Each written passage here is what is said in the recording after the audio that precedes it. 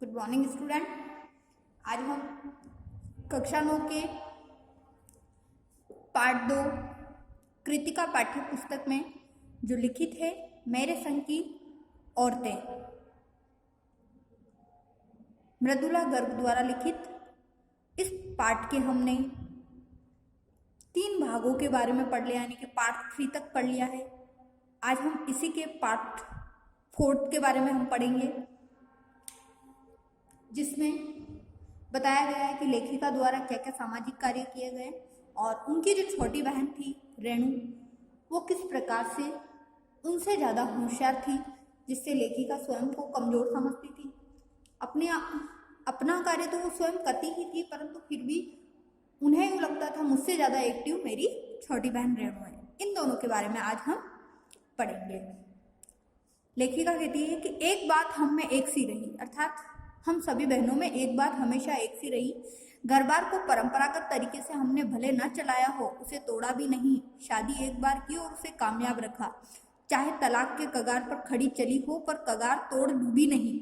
शायद इसीलिए कि जैसे मैंने अपने पहले उपन्यास में लिख डाला था, हम सभी विश्वास करती रही होगी कि मर्द बदलने से कोई प्रयोजन सिद्ध नहीं होता। घर के भीतर रहते हुए भी अपनी मर्जी से जी लो तो काफ़ी है। तो लेखिका कहती कि हम सभी बहनों में एक बात हमेशा एक जैसी रही है कि हम परंपरागत तरीके से भले नहीं जिए हों, हमने अपना घर नहीं चलाया, परंतु शादी एक ही बार की और उसे भी कामयाब रखा, चाहे लड़ाई झगड़ों के कारण तलाक की किनारे पर भी बात पहुंची हो, परंतु हमने कभी अपने पति को बदलने का प्रयास नहीं किया, क्योंकि ये प्रयास हमें जिसका कोई उद्देश्य नहीं होता था ऐसा लगता था। इसीलिए जैसे भी रहे घर के अंदर ही अपनी मर्जी से जिए, ये हमारे लिए काफ़ी है।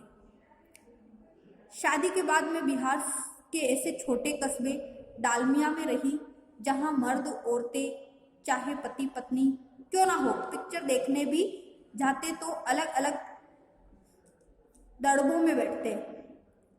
मैं दिल्ली से कॉलेज की नौकरी छोड़कर वहां पहुंची थी और नाटकों में अभिनय करने की शौकीन रही। मैंने उनके चलन से हार नहीं मानी। साल भर के भीतर उन्हीं शादीशुदा औरतों को पराये मर्दों के साथ नाटक करने के लिए मना किया। अगले 4 साल तक हमने कई नाटक किए अकाल राहत कोष के लिए। अकाल के समय राहत उन जरूरतमंदों के लिए कोष के लिए उन्हीं के माध्यम से पैसा भी इकट्ठा किया।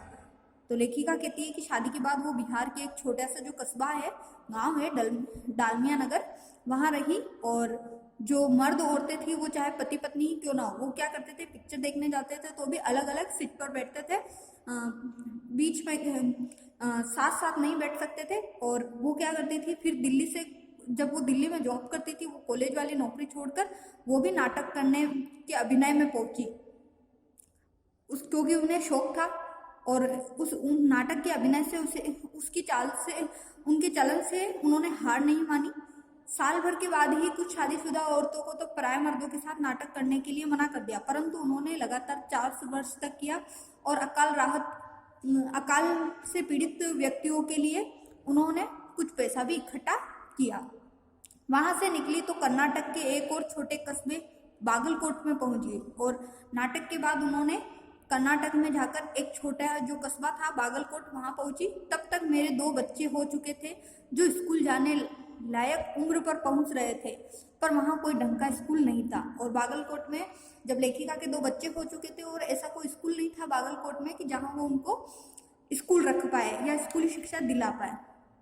लोगों की राय पर मैंने पास के कैथोलिक बिशप से दरख्वास्त की कि उनका मिशन वहां से सीमेंट कारखाने की आर्थिक मदद से हमारे कस्बे में एक प्राइमरी स्कूल खोल दे। और जब लेखिका ने लोगों की राय ली तो लोगों ने एक पादरी, बिशप यानी पादरी, जो क्रिसमस के फादर होते हैं उन्हें कहा जाता है, तो दरखास्त की और उनसे कहा कि कुछ आर्थिक मदद करे जिससे एक प्राइमरी स्कूल खोल सके। पहले उन्होंने कहा चूंकि उस प्रदेश में क्रिश्चियन जनसंख्या कम थी, इसीलिए वहां स्कूल खोलने में असमर्थ है। तो पादरी उन्हें बताते हैं कि पहले तो उनका विचार ये था कि क्रिश्चियन जो धर्म है वहाँ, उस धर्म के लोग वहाँ पर कम हैं, तो इस प्रकार से वो स्कूल नहीं खोल पाए, असमर्थ थे।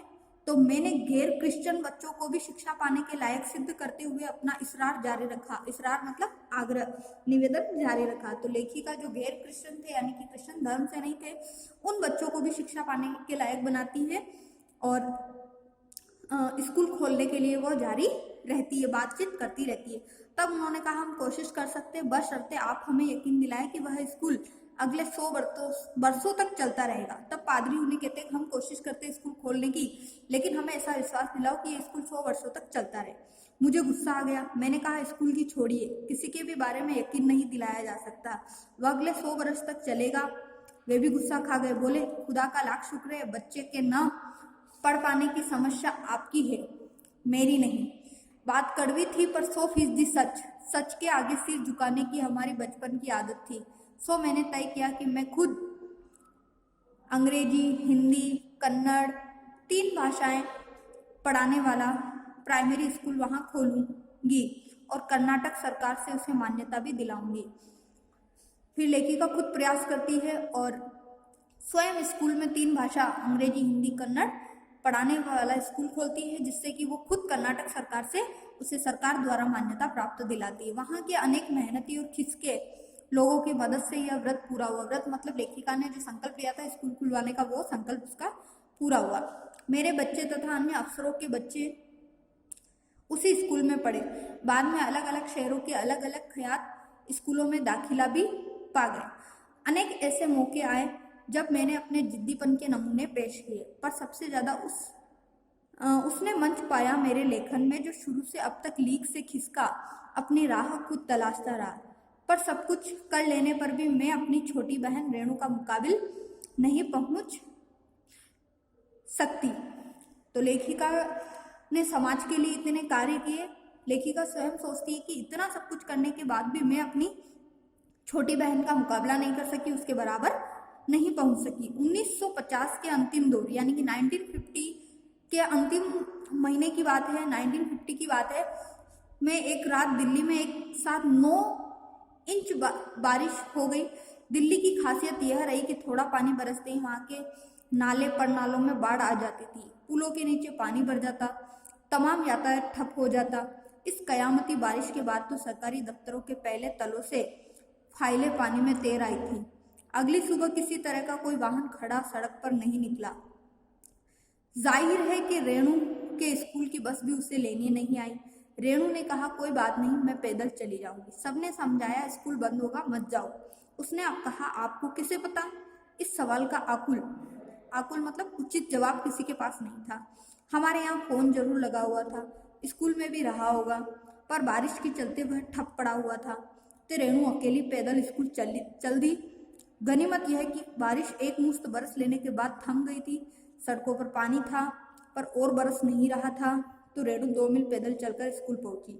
जैसा हमने कहा था वह बंद था। चौकीदार रेणु को देख दंग रह गया, पर रेणु को कोई मलाल मतलब दुख नहीं था। वह वापस 2 मील चलकर घर पहुंच गई। सबने कहा हमने पहले ही कहा था। तो इस प्रकार से जो रेणु की बहन थी वो लेखिका की जो बहन थी रेणु, वो बहुत ही हिम्मत वाली थी। तो एक बार दिल्ली में बहुत ही 1950 के समय में बहुत ही तेज बारिश आई थी। तो उस समय और दिल्ली में ऐसा होता है कि थोड़ी सी बारिश से भी नाले वगैरह सब उफान पे आ जाते हैं, रोड पर पानी आ जाता है, तो जिससे यातायात, दुकानें वगैरह इस प्रकार से सब बंद हो जाती है। तो उस समय भी स्कूल वगैरह सब बंद हो गए थे, तो सभी यातायात के साधन भी बंद हो गए थे। तो लेखिका की बहन को स्कूल की बस लेने नहीं आई थी, परंतु वो इतनी जिद्दी थी। जब उसे कहा गया कि स्कूल बंद होगा तो वो कहती है कि आपको कैसे पता होगा, और जिद करके वो स्कूल चली जाती है।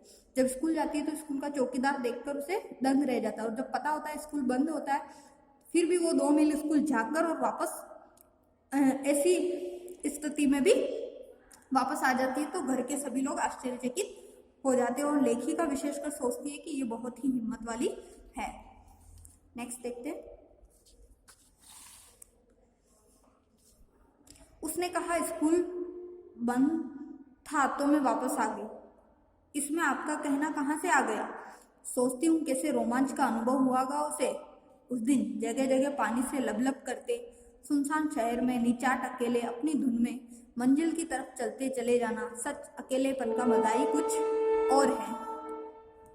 तो इस प्रकार से बचपन में जब हम भी कई बार अनुभव करते हैं बारिश के पानी में खेलना, नाचना, कूदना, तो लेखिका की बहन जो रेणु थी वो भी बारिश के मौसम में और ऐसे लबालब पानी में वह स्कूल गई और अकेले सुनसान रोड पर अपनी ही धुन में अपनी मंजिल की तरफ जाना और आना। तो लेखिका कहती उस अकेलेपन का मजा ही कुछ और था। तो इस प्रकार से आज मेरे संग की औरतें जो आपकी कृतिका पाठ्य पुस्तक में पाठ 2 है, लेखिका मृदुला गर्ग द्वारा लिखित, वो कंप्लीट हुआ।